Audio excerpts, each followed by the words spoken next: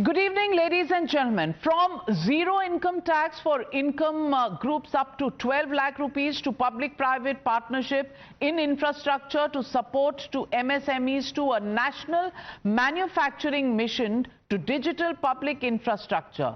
Yes, it's all there in budget made by Nirmala Sitharaman for 25-26, first full budget by the finance minister, and the Modi 3.0, which had something for everyone. The government's message also was it has done the heavy lifting and it's time now for the corporates and the private sector to loosen their purse strings and rev up investments. Is India Inc. ready to become a bhagidar with the government to help the country fulfill its dream of becoming a developed nation or Viksit Bharat by 2047? Let's find out. And joining me tonight on the debate is Sanjiv Puri, President CII and CMD of ITC Limited. Also joining the debate is Dr. Naresh Trehan, Chairman CII Healthcare Council, R. Mukundan, Vice President of the CII and Managing Director of Tata Chemicals, Raja Navani, CMD Jetline Group and CII Chairman of India at 100. Thank you, gentlemen, for joining me. Sanjiv Puri, as President of CII, how would you rate this budget? There is a bit of worry about the GDP growth rate that was down to 5.4% in the second quarter this year. Do you think this budget actually addresses the elephant in the room? Well, I think it's a good budget. It's a very, very fine budget. It is very clearly a growth-oriented budget. It is reformist, and at the same time, it's fiscally prudent, which is very much required. Now, as far as the slowdown is concerned, what you referred to, these were also to do with certain transient factors. And since then, we have seen the government spending has picked up. So some of these transient factors are over. Now, the question we have to really ask is that, although the chief economic advisors, the economic survey suggests next year 6.3 to 6.8, but what is required really to take it to 7 and beyond and to 8? I think those pillars for economic progress are very much there in this budget. It focuses very clearly on sectors that have high labor intensity. And the biggest ask in the economy, of course, is to create 8 million jobs. And if we can create that, I think we're going to be very successful. So it addresses many such sectors: agriculture, MSMEs, toys, footwear, leather. It also is looking at export industries. Again, these are labor intensive sectors. It's looking at tourism. So very important steps have been taken there. I think the Integrated Council for Exports is a very welcome step. And the second area to draw more private investment is around ease and cost of doing business and the next generation of reforms. And the methods of doing that have been clearly articulated. There is a mention very clearly of collaboration between center and state, and to incentivize states towards these reforms. There is also a high-level committee that is being set up to create the blueprint. So very, very strong steps again there. And also, the whole issue of boosting consumption. Of course, all of what I've said is also going to boost consumption over time, but in a shorter period of time, what will boost consumption is more money in the hands of people. So the relief in income tax, the social security for gig workers, I think all of this will provide immediate relief to middle class and will provide some impetus to consumption and therefore contribute to the virtuous cycle of investments and employment and growth. All right. So then let me ask Mr. R. Mukundan. Mr. Mukundan, two questions that arise. Some people saying that only 2% of the population actually pays income tax. So even if there is a tax relief that comes in, is it enough to actually increase demand, increase consumption to turn around the economy? Question number one. And question number two, private sector investment hasn't really kept pace with the expectations. What is holding it back, and will this budget actually see some more interest coming in from the private sector, especially in the investment and creation of jobs area? Thank you, Navika. I think if you look at the broad context, it addresses three issues. Number one, it addresses the issue of consumption and the pain in the middle class. They were hurting, and it addresses that, puts a bomb there and gives them some power to drive the consumption. I'll come to that, whether the consumption will drive further economic move and a virtuous circle. The second piece it does addresses jobs. I think jobs we've been highlighting for many, many years. I think the first focus has been agriculture, which is the largest job creator today. The second one, it addresses MSME. Within manufacturing, MSME create the most jobs. It also addresses exports. If you want to sort of move to high-paying jobs, higher qualified job, exports is critical because India is a center for GCC, electronics export. If you look at the software export, all these are export entities which have created jobs for people. And the third piece which it does is that while doing the first two, it ensures our fiscal glide path is intact. The target is 4.4. All this augurs well, and on top of that, what the minister has done is that the gap which may arise because of the funding issue, the revenue foregone in the infrastructure sector, clearly she has asked for public-private partnership. There's a pipeline of 3-year pipeline of such projects which is going to come on table, and they're going to work on that to make sure the infrastructure spending does not stop. In terms of infrastructure, she actually has highlighted another angle to it, that it is about investment, which is investment in people and investment in sustainability. If you look at the investment in people, the whole point about connecting all the schools by broadband, to also give money for Atal Tinkering Labs, to give funding to IITs and IIScs, is going to provide future talent for India as we prepare ourselves for AI world and the world of digital.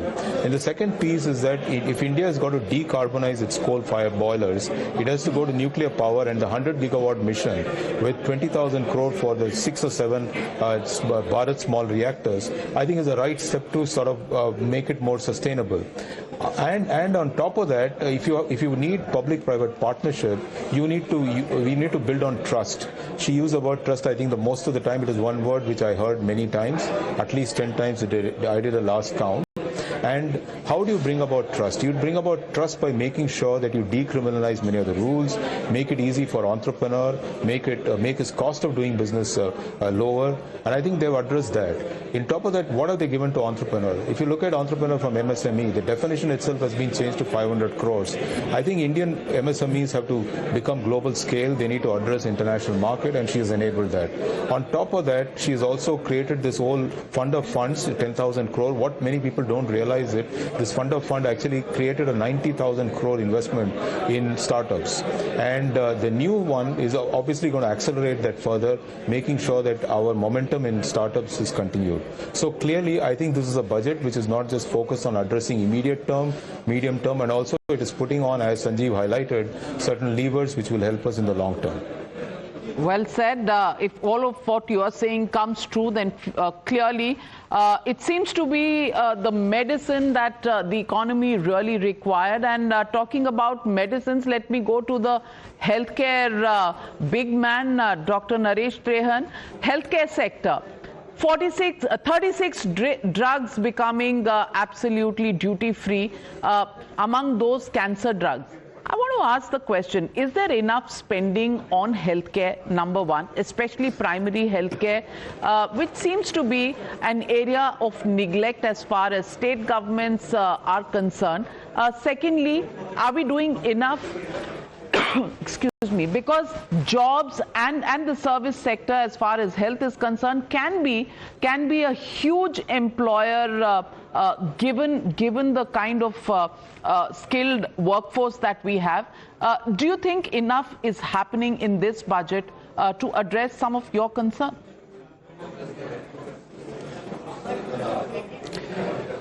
So actually, this budget is actually a follow-through of the announcements made in July, where it was outlined that we will have X number of nursing schools, 75,000 more doctors coming into the mainstream over the next 2, 3, 4 years, that seats are being created. So if you see that, the announcement today was that 10,000 additional seats will be allocated to medical colleges to increase the output on medical students. So that's a welcome news. The next thing is also the centers of excellence, the 5 that were announced today. They are actually going to contribute hugely to the training of paramedical personnel, technicians and all that, because you were right when you said that the healthcare industry actually employs 6, 7 employees per bed created. Now we have to make, the minimum requirement for India is to multiply the number of beds today into 2. That means we need to create 1.5 million beds more in the next 5 years.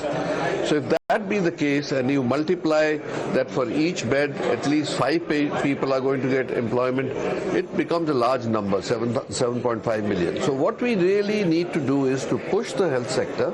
Fortunately, there is a healthy public sector health system functioning, and also parallelly the private sector health system.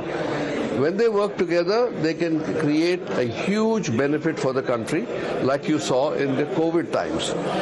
Right now, we are actually not recognizing the value of PPP with the government and private sector that can create this movement much faster than we are going right now. So, 2 things. Your leading question was, is there enough that is being done at the primary healthcare level? The answer is, the government has announced the Ayushman scheme, where there is the wellness centers, 150,000 wellness centers to be created. I think more than half have already in existence. That's a big relief at the bottom of the pyramid. But how well they get linked with district hospitals and other tertiary care hospitals is yet to be seen. So there is a lot of effort, but the schemes of Swachh Bharat, Swasth Bharat, all these need to be coordinated with the PMJY scheme, and I think that we will have a much better system in the coming years at the basic level, at the rural level also. Also, there is a lot of investment going in from the private sector into Tier 2, Tier 3 cities, which will also help. So I think there are many models that can be put into place where we can accelerate the healthcare delivery system along with the huge employment opportunity that it offers. In the coming 5 years, we could make a big contribution to the economy of India, to the health of India, and ultimately go towards our goal of Viksit Bharat in 47. Well, let me ask you, Mr. Rajan Navani. There is euphoria that comes in after every single budget. Every budget, India Inc. says is a great growth-oriented budget, but somewhere midway through the year, we see a few disappointments coming in, and growth not really happening at the rate we would want it to, especially if we have to become a 5 trillion economy, a number 3 economy in the world. Do you think this budget actually takes that step? Because many people say that structural problems in the Indian economy still remain. How do you think those can be addressed, and does this budget actually address them? It's interesting you raise this point, Navika, because I think when you heard the Honorable Finance Minister start, that is exactly what she said. This has to happen through a collaborative process, because we are looking at a 23-year, long journey, towards a Viksit Bharat, and that cannot be built with multiple stakeholders who are going to contribute to build that India, working in different directions. So I think the fact that a trust-based regulatory framework, built with industry, can be a very defining factor in, this process as we move forward. So to me, this budget was really a foundational budget, which has set the direction in which, a lot of the things that will happen over the next 2 decades will unfold. Prioritizing different things that are needed at different points in time. So I think in that light, it does address, a large part of that. And it has truly begun with, the save the best for last kind of a statement by putting money into the hands of, the middle class. And, also the middle class is a rising middle class. India for the next 20 years is going to see wealth creation where, different people will move up the economic ladder, and they know today directionally that they will have a large amount of their money to be able to spend, to be able to actually boost consumption in this country. Also, I think the fact that, she spoke about investing in people, economy and innovation is to me a big driver of, what is the larger thinking, because our biggest asset is our people, and that has been addressed, in many ways. And there are very new, different ways in which livelihoods will be earned. The gig economy needs a social security system which has come up. Through our group company Jet Synthesis, we are working with all new age creators, influencers, esports athletes. This is a generation that is going to derive its livelihoods very differently from the way the past generations have. It's not a lifetime, of one career. It's a career of lifetimes and, different kinds of things that they will do. So for the government to say that we understand that, we appreciate that, and we are trying to create a framework that will enable that generation to really unlock, because these 25 years are the 25 to 50-year-olds who will not only build the greatest, value creators, but also the high consumers and drive India to its future. So I think many aspects about that, of reskilling them, enabling them to look at new age skills, because there's going to be tremendous amount of disruption that's going to happen with technology. While, we did get 10,000 crore additional for a fund of funds and an announcement of an additional 500 crore for an artificial center in education, a COE, but, an artificial intelligence of 500 crores and 10,000 crores across frontier tech, is that really, sending enough messaging? Because just 2 days ago, we saw $600 billion of market cap get eroded through one statement in one day in one company in one country. So this Gen AI is definitely there for real. It is going to be a big game changer in the way the world is going to play out over the next, maybe already happening. And how are we as a country aligning priorities towards some of these things? So I think there are many aspects of this budget that have touched upon many of these areas. It is now to sustain them beyond the budget and actually create an environment where this execution in a trusted manner between state and center, between industry and government and multiple stakeholders invested in this actually, unlock together. So I think from that angle, definitely one budget that, will hopefully set that direction. Well, you talk a lot about trust, but does really trust exist? Because, when you talk about the central government, you also have to talk about many of these policy measures actually being transformed on the ground by state governments, the coordination there.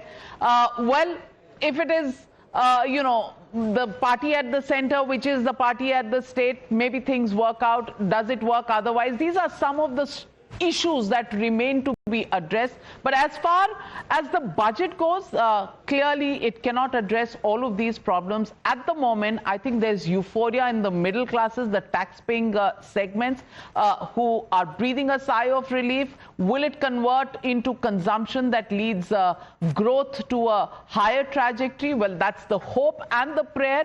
But for the moment, the jury is out on that one. Thank you very much, gentlemen, for joining me. On the first analysis of the budget 2025-26, how it plays out, well, we'll keep you, the viewer, informed and abreast of all the developments.